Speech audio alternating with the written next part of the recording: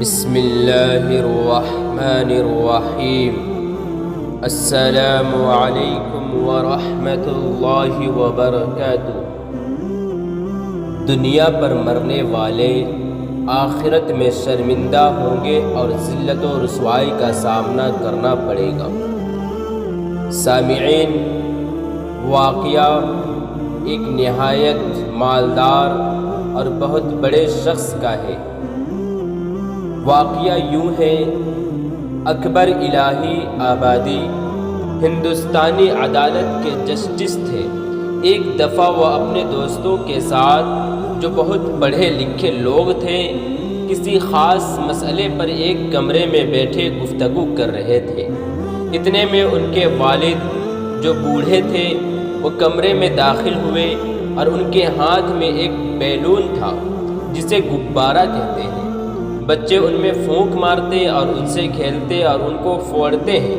وہ اندر آئے اور کہنے لگے، بیٹا اکبر، یہ دیکھو تمہارے لیے کیا لایا ہوں۔ تم بچپن میں اسے بہت پسند کرتے تھے اور رو رو کر اسے مانگا کرتے تھے، لہذا یہ غبارہ تمہارے لیے لایا ہوں۔ بس جناب، یہ سننا تھا کہ اکبر الہی آبادی کے اوپر ایسی کیفیت طاری ہوئی کہ اسے بیان نہیں کیا جا سکتا۔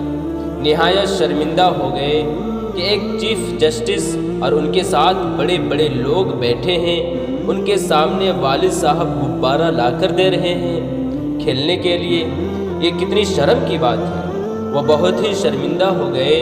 اکبر الہی آبادی کے چہرے پر شرمندگی کے آثار جو نمایاں تھے، اسے دیکھ کر ان کے والد نے کہا کہ بیٹا، مجھے احساس ہے کہ غبارے کے دیکھنے سے اس وقت تمہیں شرمندگی محسوس ہو رہی ہے، لیکن میں تم کو اور تمہارے ان ساتھیوں کو یہ بات سمجھانے کے لیے آیا ہوں، وہ یہ کہ تم جو آج ان عہدوں اور دولت کی چیزوں پر فخر کر رہے ہو، ان کو حاصل کرنے کی فکر کرتے ہو، کل قیامت کے دن وہی چیز تم کو دی جائے گی تو وہاں بھی تم کو اسی طرح شرم آئے گی جیسا آج تمہارے بچپن کی خواہشات و مطالبات پر شرم آ رہی ہے۔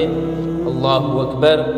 کتنا بڑا سبق پڑھا دیا اس معمولی سے واقعہ سے۔